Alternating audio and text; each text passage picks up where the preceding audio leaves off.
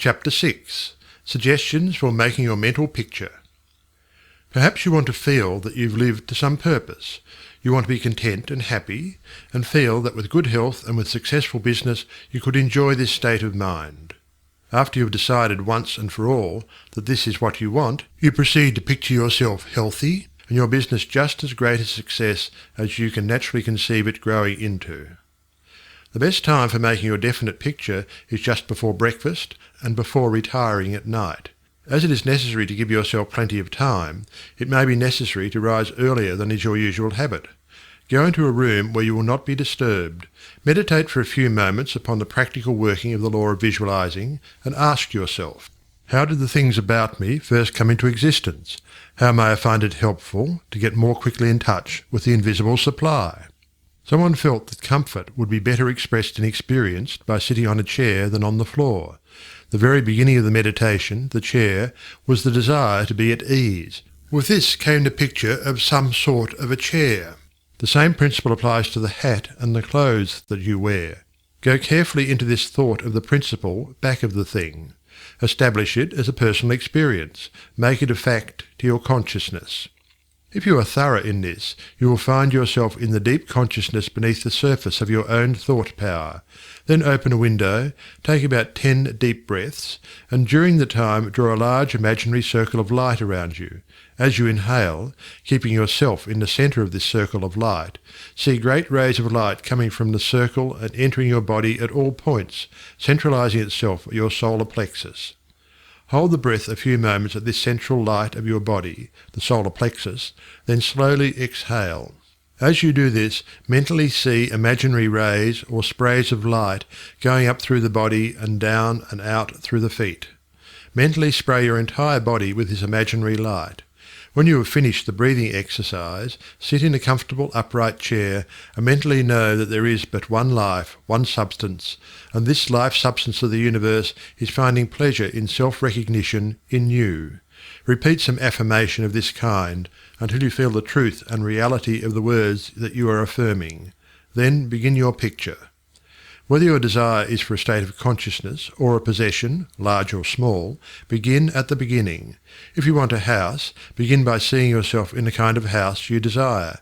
Go all through it, taking careful note of the rooms, where the windows are situated, and such other details as help you to feel the reality of your concept. You might change some of the furniture and look into some of the mirrors, just to see how healthy, wealthy, and happy you look. Go over your picture again and again until you feel the reality of it. Then write it all down just as you have seen it, with the feeling that the best there is mine. There is no limit to me, because my mind is a centre of divine operation. And your picture is as certain to come true in your physical world as the sun is to shine. Chapter 7.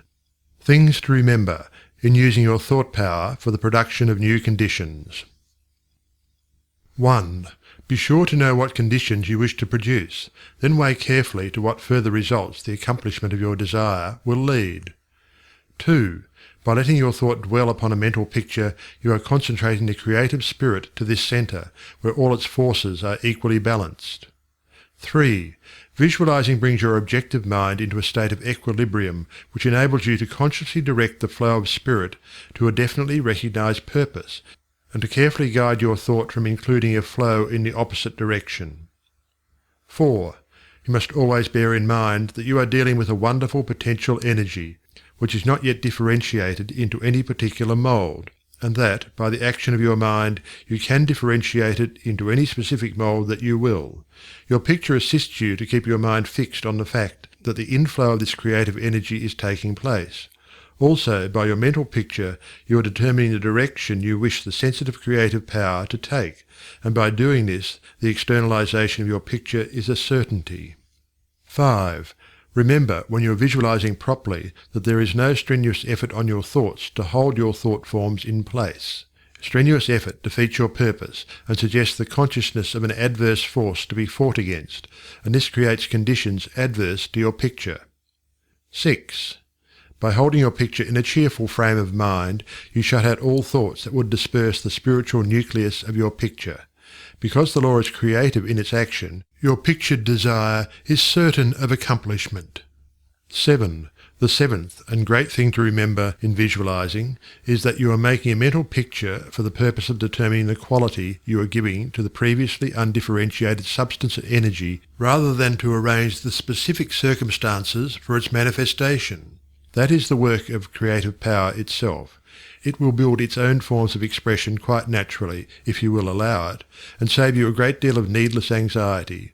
What you really want is expansion in a certain direction, whether of health, wealth, or what not, and so long as you get it, as you surely will if you confidently hold to your picture, what does it matter whether it reaches you by some channel which you thought you could count upon, or through some other of whose existence you had no idea?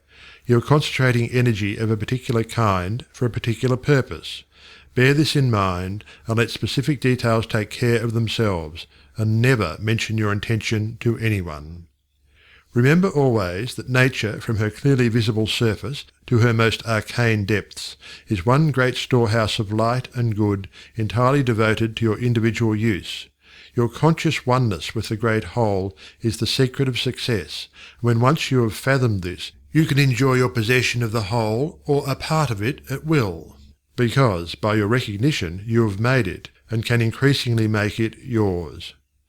Never forget that every physical thing, whether for you or against you, was a sustained thought before it was a thing. Thought as thought is neither good nor bad. It is creative action and always takes physical form. Therefore the thoughts you dwell upon become the things you possess or do not possess. Chapter 8. Why I took up the study of mental science. I have frequently been questioned about my reasons for taking up the study of mental science, and as to the results of my search, not only in knowledge of principles, but also in the application of that knowledge to the development of my own life and experience. Such inquiries are justifiable, because one who essays the role of a messenger and teacher of psychological truths can only be effective and convincing as he or she has tested them in the laboratory of mental experience. This is particularly true in my case, as the only personal pupil of Thomas Troward, the greatest master of mental science of the present day, whose teaching is based upon the relation borne by the individual mind toward the universal creative mind, which is the giver of life, and the manner in which that relation may be invoked to secure expansion and fuller expression in the individual life. The initial impulse toward the study of mental science was an overwhelming sense of loneliness. In every life there must come some such experiences of spiritual isolations as, at that period, pervaded my life. Notwithstanding the fact that each day found me in the midst of friends, surrounded by mirth and gaiety, there was a persistent feeling that I was alone in the world. I had been a widow for about 3 years, wandering from country to country, seeking for peace of mind. The circumstances and surroundings of my life were such that my friends looked upon me as an unusually fortunate young woman. Although they recognized that I had sustained a great loss when my husband died, they knew that he had left me well provided for, free to go anywhere at pleasure, and having many friends. Yet if my friends could have penetrated my inmost emotions, they would have found a deep sense of emptiness and isolation. This feeling inspired a spirit of unrest that drove me on and on in fruitless search upon the outside for that which I later learned could only be obtained from within. I studied Christian Science, but it gave me no solace, though fully realizing the great work the scientists were doing, and even having the pleasure and privilege of meeting Mrs. Eddy personally. But it was impossible for me to accept the fundamental teachings of Christian Science and make practical application of it. When about to abandon the search for contentment and resign myself to resume a life of apparent amusement, a friend invited me to visit the great seer and teacher Abdu'l-Baha. After my interview with this most wonderful of men, my search for contentment began to take a change. He had told me that I would travel the world over seeking the truth, and when I had found it, would speak it out. The fulfilment of the statement of this great seer then seemed to be impossible. But it carried a measure of encouragement, and at least indicated that my former seeking had been in the wrong direction. I began, in a feeble and groping way, to find contentment within myself, for had he not intimated that I should find the truth? This was the big thing, and about the only thing I remember of our interview. A few days later, upon visiting the office of a New Thought practitioner, My attention was attracted to a book on his table entitled The Edinburgh Lectures on Mental Science by Thomas Troward. It interested me to see that Troward was a retired divisional judge from the Punjab, India. I purchased the book, thinking I would read it through that evening. Many have endeavoured to do the same thing, only to find, as I did, that the book must be studied in order to be understood, and hundreds have decided, just as I did, to give it their undivided attention.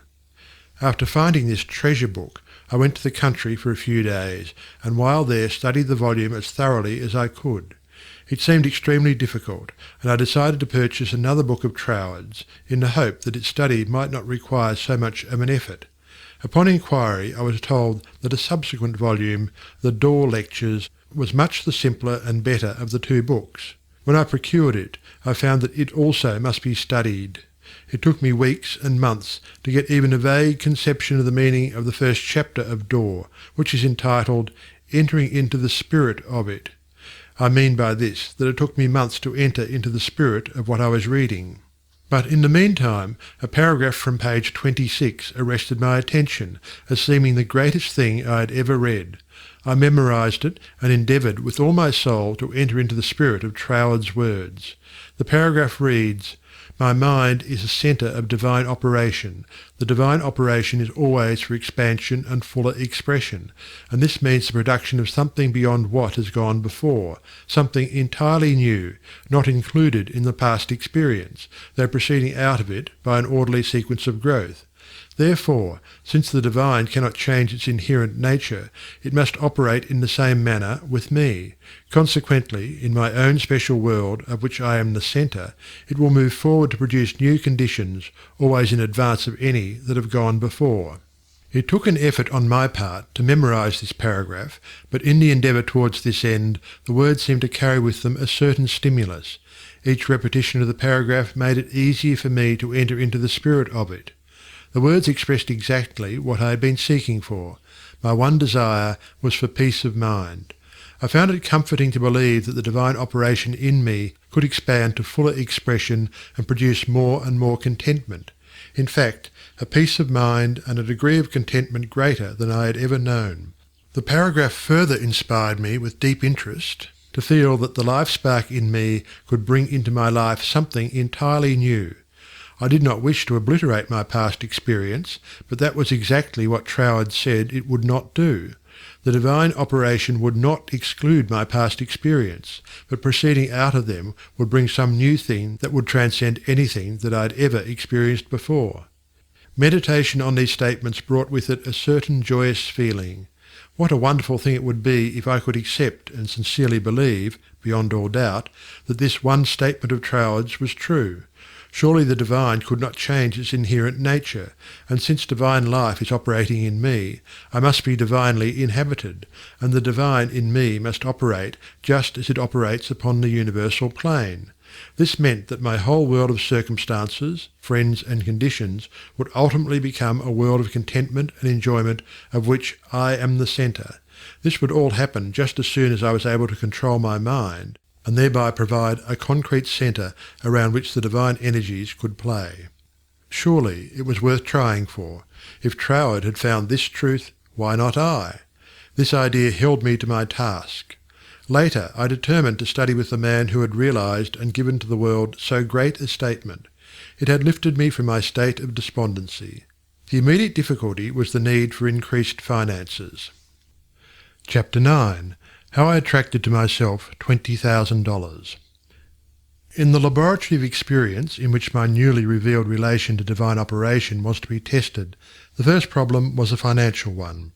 My income was a stipulated one, quite enough for my everyday needs. But it did not seem sufficient to enable me to go comfortably to England where Troward lived, and remain for an indefinite period to study with so great a teacher as he must be. So before inquiring whether Troward took pupils, or whether I would be eligible in case he did, I began to use the paragraph I had memorized. Daily, in fact almost hourly, the words were in my mind. My mind is a centre of divine operation, and divine operation means expansion into something better than has gone before. From the Edinburgh Lectures I had read something about the law of attraction, and from the chapter of Causes and Conditions I had gleaned a vague idea of visualizing. So every night, before going to sleep, I made a mental picture of the desired $20,000. 20 $1,000 bills were counted over each night in my bedroom, and then, with the idea of more emphatically impressing my mind with the fact that this $20,000 was for the purpose of going to England and studying with Troward, I wrote out my picture, saw myself buying my steamer ticket, walking up and down the ship's deck from New York to London, and finally saw myself accepted as Troward's pupil. This process was repeated every morning and every evening, always impressing more and more fully upon my mind Troward's memorized statement, "My mind is a centre of divine operations." I endeavoured to keep this statement in the back part of my consciousness all the time, with no thought in mind as to how the money might be obtained. Probably the reason why there was no thought of the avenues through which the money might reach me was because I could not possibly imagine where the $20,000 would come from. So I simply held my thoughts steady and let the power of attraction find its own ways and means. One day, while walking on the street, taking deep breathing exercises, the thought came, "My mind is surely a centre of divine operation. If God fills all space, then God must be in my mind also. If I want this money to study with Troward, that I may know the truth of life, then both the money and the truth must be mine, though I am unable to feel or see the physical manifestation of either. Still," I declared, "it must be mine." While these reflections were going on in my mind, there seemed to come up from within me the thought, "I am all the substance there is." Then from another channel in my brain the answer seemed to come. Of course, that's it. Everything must have its beginning in mind. The I, the idea, must be the only one and primary substance there is, and this means money as well as everything else. My mind accepted this idea, and immediately all the tension of mind and body was relaxed.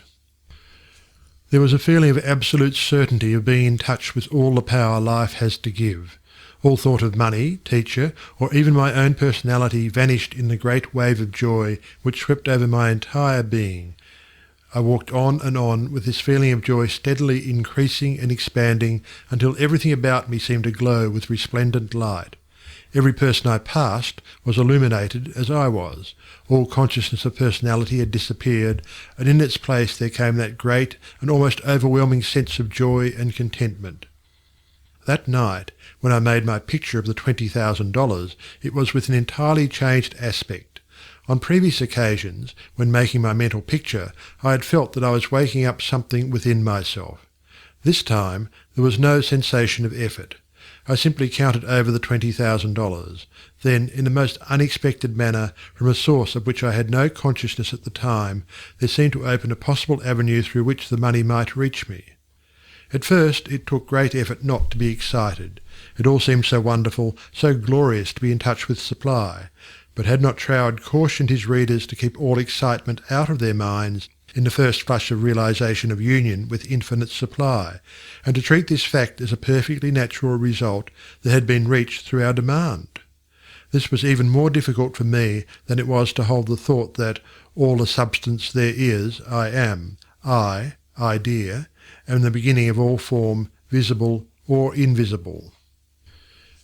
Just as soon as there appeared a circumstance which indicated the direction through which the $20,000 might come, I not only made a supreme effort to regard the indicated direction calmly as the first sprout of the seed I had sown in the Absolute, but left no stone unturned to follow up that direction by fulfilling my part.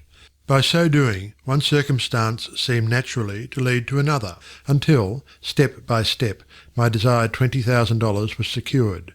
To keep my mind poised and free from excitement was my greatest effort.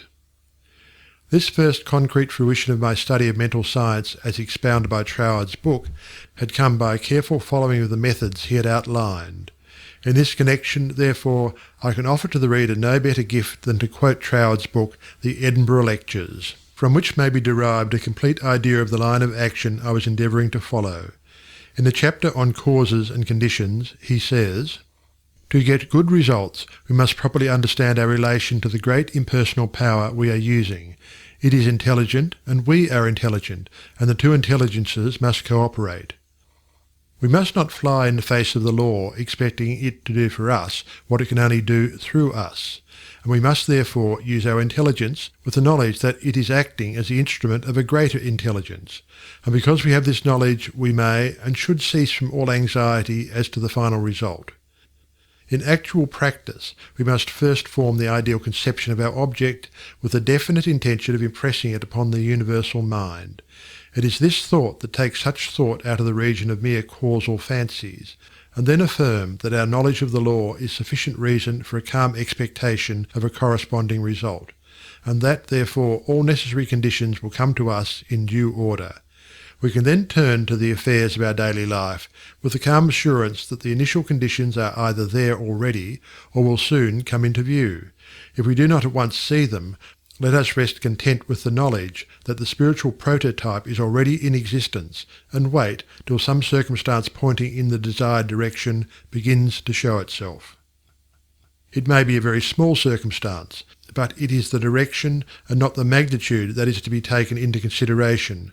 As soon as we see it, we should regard it as the first sprouting of the seed sown in the Absolute, and do calmly and without excitement whatever the circumstances seem to require, and then, later on, we shall see that this doing will, in turn, lead to a further circumstance in the same direction, until we find ourselves conducted, step by step, to the accomplishment of our object.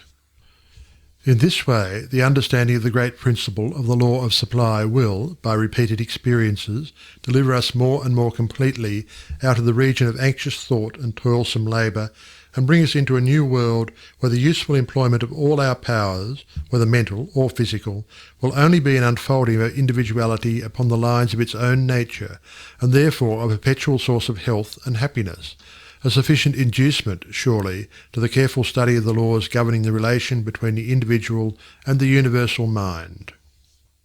To my mind, then as now, this quotation outlines the core and centre of the method and manner of approach necessary for coming in touch with infinite supply.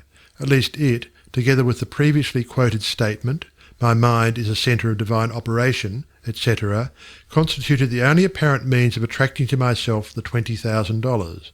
My constant endeavour to get into the spirit of these statements, and to attract to myself this needed sum, was about 6 weeks, at the end of which time I had in my bank the required $20,000. This could be made into a long story, giving all the details, but the facts, as already narrated, will give you a definite idea of the magnetic condition of my mind while the $20,000 was finding its way to me. Chapter 10. How I became the only personal pupil of the greatest mental scientist of the present day.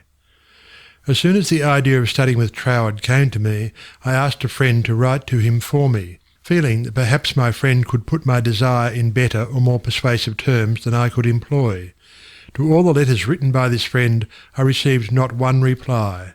This was so discouraging that I would have completely abandoned the idea of becoming Troward's pupil, except for the experience I had that day on the street when my whole world was illuminated, and I remembered the promise, "All things whatsoever thou wilt, believe thou hast received, and thou shalt receive." With this experience in my mind, my passage to England was arranged, notwithstanding the fact that apparently my letters were ignored. We wrote again, however, and finally received a reply, very courteous, though not very positive. Troward did not take pupils. He had no time to devote to a pupil. Notwithstanding this definite decision, I declined to be discouraged because of the memory of my experience upon the day when the light and the thought came to me, "I am all the substance there is." I seemed to be able to live that experience over at will, and with it there always came a flood of courage and renewed energy. We journeyed on to London, and from there telegraphed Troward asking for an interview. The telegram was promptly answered by Troward, setting a date when he could see us. At this time Troward was living in Ruan Manor, a little out-of-the-way place in the southern part of England, about 20 miles from a railway station. We could not find it on the map, and with great difficulty Cook's touring agency in London located the place for us. There was very little speculation in my mind as to what Troward would say to me in this interview. There always remained the feeling that the truth was mine, also that it would grow and expand in my consciousness until peace and contentment were outward as well as inward manifestations of my individual life. We arrived at Troward's house in a terrific rainstorm and were cordially received by Troward himself, whom I found, much to my surprise, to be more the type of a Frenchman than an Englishman. I afterwards learned that he was a descendant of the Huguenot race. A man of medium stature, with rather a large head, big nose, and eyes that fairly danced with merriment. After we had been introduced to the other members of the family and given a hot cup of tea, we were invited into the living room, where Troward talked very freely of everything except my proposed studies. It seemed quite impossible to bring him to that subject. Just before we were leaving, however, I asked quite boldly, "Will you not reconsider your decision to take a personal pupil? I wish so much to study with you."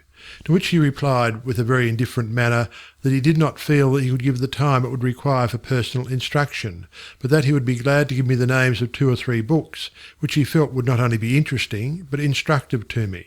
He said he felt much flattered and pleased that I had come all the way from America to study with him, and as we walked out through the lane from his house to our automobile, his manner became less indifferent. A feeling of sympathy seemed to touch his heart, and he turned to me with the remark, "You might write to me, if so inclined, after you get to Paris, and perhaps, if I have time in the autumn, we could arrange something, though it does not seem possible now." I lost no time in following up his very kind invitation to write. My letters were all promptly and courteously answered, but there was never a word of encouragement as to my proposed studies. Finally, about 2 months later, there came a letter with a question in it. "What do you suppose is the meaning of this verse in the 21st chapter of Revelation?" 16. "And the city lieth foursquare, and the length is as large as the breadth. And he measured the city with the reed, 12,000 furlongs. The length and the breadth and the height of it are equal." Instinctively I knew that my chance to study with Troward hung upon my giving the correct answer to that question. The definition of the verse seemed utterly beyond my reach. Naturally, answers came to my mind, but I knew intuitively that none was correct. I began bombarding my scholarly friends and acquaintances with the same question. Lawyers, doctors, priests, nuns and clergymen all over the world received letters from me with this question in them. Later answers began to return to me, but intuition told me that none was correct. All the while I was endeavouring to find the answer for myself, but none seemed to come. I memorized the verse in order that I might meditate upon it. I began a search of Paris for the books Troward had recommended to me, and after 2 or 3 days' search we crossed the river Seine to the Ile de Cite to go into some of the old bookstores there. They were out of print, and these were the best places to find them in. Finally we came upon a little shop that had the books there. These were the last copies the man had. Consequently the price was high. While remonstrating with the clerk, my eye rested upon the work of an astrologer, which I laughingly picked up and asked, "Do you think Professor would read my horoscope?" The clerk looked aghast at the suggestion and responded, "Why no, madame, this is one of France's greatest astrologers. He does not read horoscopes." In spite of this answer, there was a persistent impulse within me to go to the man. The friend who had accompanied me in my search for the books remonstrated with me and tried in every way to dissuade me from going to the famous astrologer, but I insisted and she went with me. When we came to his office, I found it somewhat embarrassing to ask him to read my horoscope. Nevertheless, there was nothing to do but put the question. Reluctantly, the professor invited us into his paper-strewn study, and reluctantly, and also impatiently, asked us to be seated. Very courteously and coldly, he told me that he did not read horoscopes. His whole manner said, more clearly than words could, that he wished we would take our departure. My friend stood up. I was at a great loss what to do next, because I felt that I was not quite ready to go. Intuition seemed to tell me there was something for me to gain there. Just what it was I unable to define, so I paused a moment, much to my friend's displeasure, when one of the professor's enormous Persian cats jumped into my lap. "Get down, Jack," the professor shouted. What does it mean? He seemed to ask himself. Then, with a greater interest than he had hitherto shown in me, the professor said with a smile, "I have never known that cat to go to a stranger before, madame. My cat pleads for you. I also now feel an interest in your horoscope, and if you will give me the data, it will give me pleasure to write it out for you." There was a great feeling of happiness in me when he made this statement. He concluded by saying, "I do not feel that you really care for your horoscope." The truth of this statement shocked me, because I did not care about a horoscope and could not give any reason why I was letting him do it. However, he said, "May I call for your data next Sunday afternoon?" On Sunday afternoon, at the appointed time, the professor arrived, and I was handing him the slip of paper with all the data of my birth, etc., when the idea came to me to ask the professor for the answer to the question about the 16th verse of the 21st chapter of Revelation. The thought was instantly carried into effect, and I found myself asking this man what he thought this verse meant. Without pausing to think it over, he immediately replied, "It means, the city signifies the truth, and the truth is non-invertible. Every side from which you approach it is exactly the same." Intuitively and undoubtingly, I recognised this answer as the true one, and my joy knew no bounds, because I felt sure that with this correct answer in my possession, Troward would accept me as his pupil in the fall. As the great astrologer was leaving, I explained to him all about my desire to study with Troward, how I had come from New York City for that express purpose, seemingly to no avail, until the answer to this test question had been given to me by him. He was greatly interested, and asked many questions about Troward, and when asked if he would please send me his bill, he smilingly replied, "Let me know if the great Troward accepts you as his pupil," and bade me good afternoon.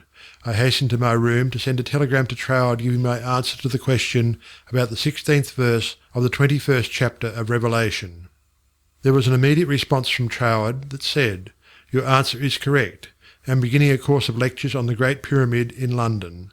If you wish to attend them, we'll be pleased to have you, and afterward, if you still wish to study with me, I think it can be arranged." On receipt of this reply, preparations were at once made to leave Paris for London. I attended all the lectures, receiving much instruction from them, after which arrangements were made for my studying with Troward. 2 days before leaving for Cornwall, I received the following letter from Troward, clearly indicating the line of study he gave me. 31 Stanwick Road, West Kensington, England, November the 8th, 1912. Dear Mrs. Behrend, I think I had better write you a few lines with regard to your proposed studies with me, as I should be sorry for you to be under any misapprehension and so to suffer any disappointment. I have studied the subject now for several years, and have a general acquaintance with the leading features of most of the systems which, unfortunately, occupy attention in many circles at the present time, such as Theosophy, the Tarot, the Kabbalah, and the like, and I have no hesitation in saying that, to the best of my judgment, all sorts and descriptions of so-called occult study are in direct opposition to the real life-giving truth, and, therefore, you must not expect any teaching on such lines as these. We hear a great deal these days about initiation, but, believe me, the more you try to become a so-called initiate, the further you will put yourself from living life. I speak after many years of careful study and consideration when I say that the Bible and its revelation of Christ is the one thing really worth studying, and that is a subject large enough in all conscience, embracing as it does our outward life and of everyday concerns, and also the inner springs of our life, and all that we can in general terms conceive of the life in the unseen after putting off the body at death. You have expressed a very great degree of confidence in my teaching, and if your confidence is such that you wish, as you say, to put yourself entirely under my guidance, I can only accept it as a very serious responsibility, and should have to ask you to exhibit that confidence by refusing to look into such so-called mysteries as I would forbid you to look into. I am speaking from experience, but the result will be that much of my teaching will appear to be very simple, perhaps to some extent dogmatic, and you will say that you have heard much of it before. Faith in God, prayer and worship, approach to the Father through Christ, all this is, in a certain sense, familiar to you, and all I can hope to do is perhaps to throw a little more light on these subjects, that they may become to you not merely traditional words, but present living facts.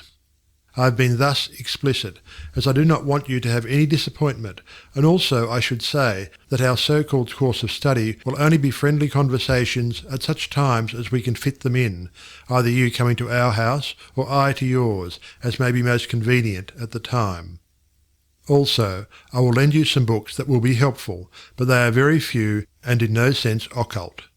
Now, if all this falls in with your ideas, we shall, I am sure, be very glad to see you at Ruan Manor, and that you will find that the residents there, though few, are very friendly, and the neighbourhood very pretty. But on the other hand, if you feel you want some other source of learning, do not mind saying so, only you will never find any substitute for Christ. I trust you will not mind my writing you like this, but I do not want you to come all the way down to Cornwall and then be disappointed. With kindest regards, yours sincerely, signed T. Troward. This copy of Troward's letter, to my mind, is the greatest thing I can give you. Chapter 11. How to bring the power in your word into action. In your every word there is the power germ that expands and projects itself in the direction your word indicates, and ultimately develops into physical expression. For example, you wish to establish joy in your consciousness. Just repeat the word joy secretly, persistently, and emphatically. The joy germ begins to expand and project itself until your whole being is filled with joy. This is not a mere fancy, but a truth. Once you experience this power, you will daily prove that these facts have not been fabricated to fit a theory, but the theory has been built up by careful observation of facts. Everyone knows that joy comes from within. Another may give you cause for joy, but no one can be joyous for you. Joy is a state of consciousness, and consciousness is purely, Troward says, mental. Mental faculties always work under something which stimulates them, and this stimulus may come either from without, through the external senses, or from within, by the consciousness of something not perceptible on the physical plane. The recognition of this interior source of stimulus enables you to bring into your consciousness any state you desire. Once a thing seems normal to you, it is as surely yours, through the law of growth and attraction, as it is yours to no addition after you have the conscious use of figures. This method of repeating the word makes the word in all its limitless meaning yours, because words are the embodiment of thoughts, and thought is creative, neither good nor bad, simply creative. This is the reason why faith builds up and fear destroys. Only believe, and all things are possible unto you. It is faith that gives you dominion over every adverse circumstance or condition.